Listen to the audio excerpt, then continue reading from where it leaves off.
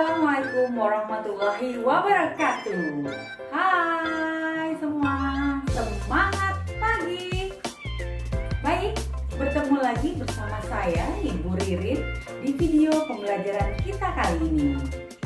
Baik, pada video pembelajaran kita hari ini kita akan membahas mengenai sistem ekskresi. Silakan disimak videonya.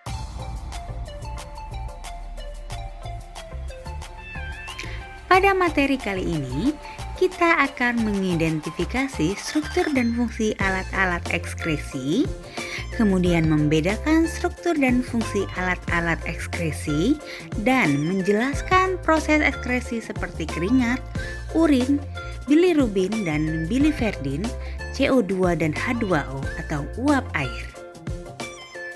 Zat-zat yang harus diekskresikan pada sistem ekskresi pada manusia. Ada karbon dioksida dan air, merupakan sisa pembakaran zat-zat makanan yang berasal dari karbohidrat, lemak, ataupun protein. Yang kedua, amonia atau NH3 merupakan sisa pembongkaran senyawa protein atau asam amino.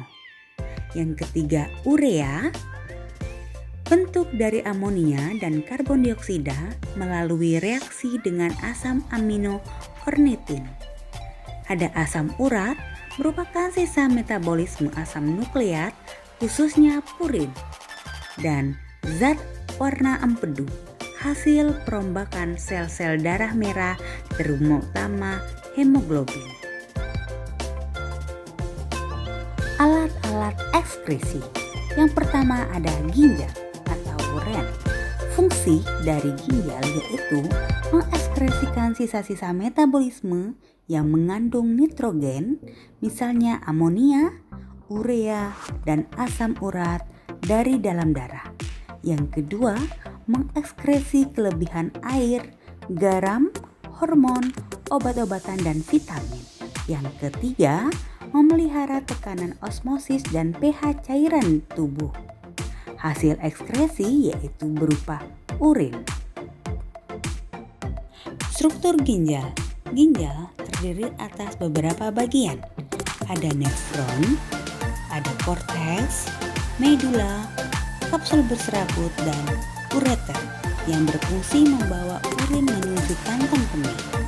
Ada sekitar 1-4 juta nefron dalam sebuah ginjal. Kemudian kita akan membahas mengenai proses pembentukan urin. Urin terjadi melalui 3 proses. Yang pertama ada filtrasi, yang kedua ada reabsorpsi, dan yang ketiga ada augmentasi. Untuk filtrasi, dalam proses filtrasi atau penyaringan yang disaring oleh ginjal adalah darah. Setiap menit, ginjal mampu menyaring darah sebanyak 1.200 ml. Penyaringan darah terjadi dari kapiler glomerulus menuju lumen capsula Bowman karena adanya tekanan darah yang tinggi dalam glomerulus. Hasil penyaringan itu disebut dengan filtrat glomerulus atau urin primer. Proses yang kedua adalah reabsorpsi atau penyerapan.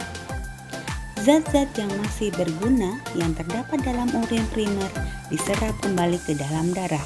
Antara lain ada air, glukosa, asam amino, serta beberapa jenis ion. Zat-zat sisa yang tidak dapat digunakan seperti urea dan kelebihan garam akan dikeluarkan dalam bentuk urin. Proses reabsorpsi terjadi di dalam tubulus konvolusi proksimal dan berfungsi untuk mempertahankan komposisi air serta garam dalam cairan tubuh. Proses yang ketiga adalah augmentasi. Urin sekunder yang terbentuk di dalam tubulus konvolus proksimal akan diteruskan ke tubulus distal. Dalam tubulus distal terjadi augmentasi, yaitu proses penambahan zat-zat sisa yang tidak dibutuhkan oleh tubuh, misalnya urea. Dalam proses tersebut, urea yang ada di dalam darah masuk ke dalam tubulus distal dengan cara transport aktif.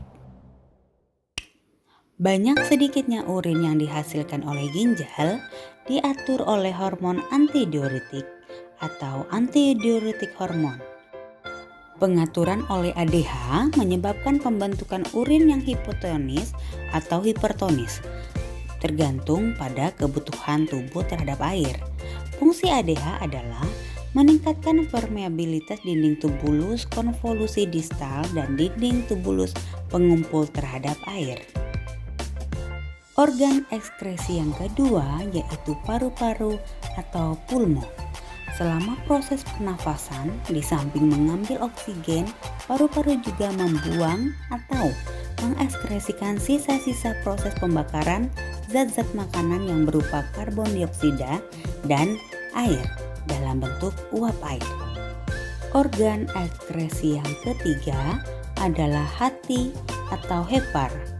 Cairan empedu yang dihasilkan oleh hati merupakan produk ekskresi yang dibentuk dari perombakan atau pemecahan hemoglobin sel-sel darah merah yang telah usang. Di dalam hati, asam amino yang tidak diperlukan dalam pembentukan protein diubah menjadi glikogen. Silakan perhatikan gambar letak hati dan kantong empedu pada layar. Organ ekskresi yang keempat yaitu kulit.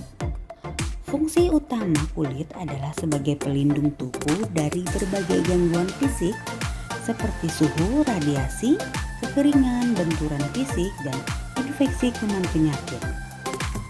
Kulit juga berfungsi sebagai pengatur suhu dan sebagai penerima rasa atau reseptor karena di dalamnya terdapat banyak ujung saraf.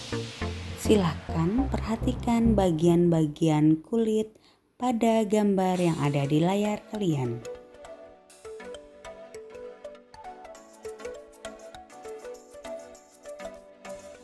Demikian video pembelajaran kita kali ini. Sampai berjumpa kembali di video pembelajaran selanjutnya. Terima kasih.